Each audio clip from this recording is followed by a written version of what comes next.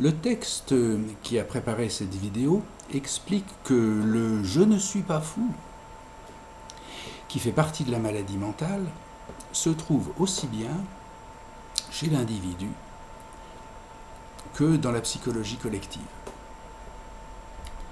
À preuve que le psychiatre et psychanalyste qui a fait le diagnostic de fondation paranoïaque de la connaissance humaine a été banni des sociétés scientifiques, psychanalytiques et psychiatriques, enfin médicales. Tandis que le développement social de notre temps impose toutefois qu'un diagnostic soit posé si l'humanité en relève. Pour cette raison, les grands pays modernes, certains grands pays modernes, ont inclus dans leur serment d'Hippocrate le serment de ne pas nuire aux confrères qui s'intéresseraient, examineraient et traiteraient la psychologie collective, voire l'application à l'exercice de la médecine.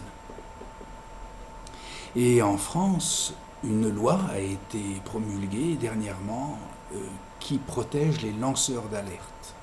Alors quelle est la structure de ces lanceurs d'alerte? Qu'est-ce que c'est? Il s'agit du fait que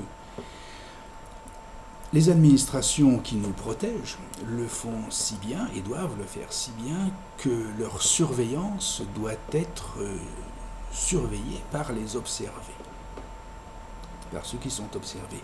Et cette observation des observés s'appelle la sousveillance. Et c'est cela que l'on nomme par ailleurs lanceur d'alerte. Et en cybernétique, il s'agit du concept ou de la chose qu'on appelle un contrôle.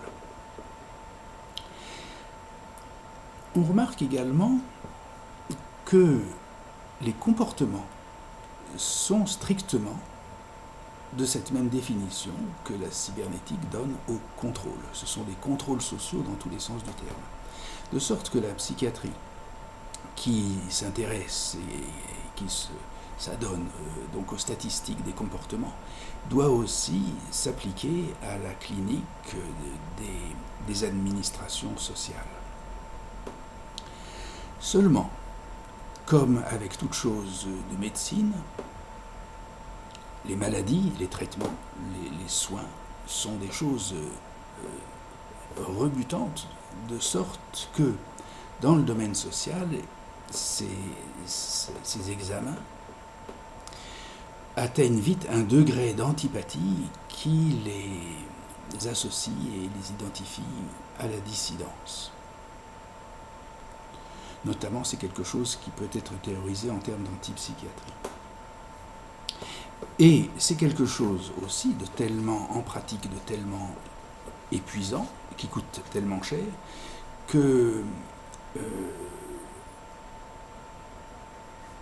on peut arriver en fin de carrière, néanmoins, à faire cas et à faire état d'un certain nombre d'observations, de dossiers que je cite sur les retraites, ces dossiers que j'ai confectionnés, donc ces examens que j'ai pratiqués sur les retraites, le travail obligatoire, les juges de la propriété, de la famille, de l'enfance, les juges de l'éducation, et l'administration de la médecine, SEC-SOC, sécurité sociale, et aussi donc celle de l'intelligence artificielle, de la télématique et des mœurs politiques.